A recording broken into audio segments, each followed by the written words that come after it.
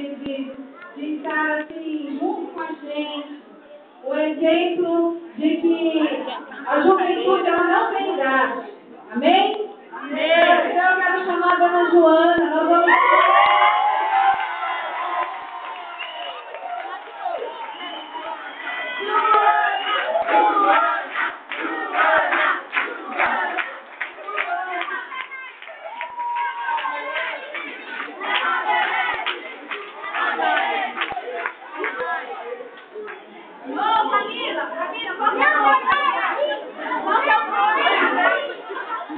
Thaís.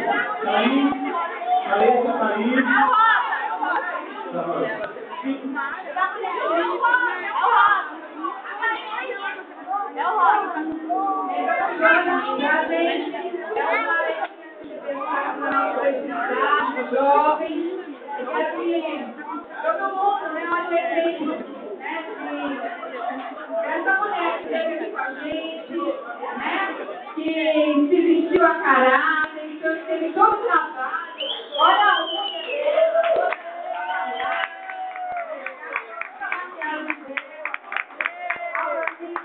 obrigada, viu, pela sua participação. Eu já quero convidar a senhora para continuar o primeiro mês, no último sábado, de agosto, no chá de mulheres aqui.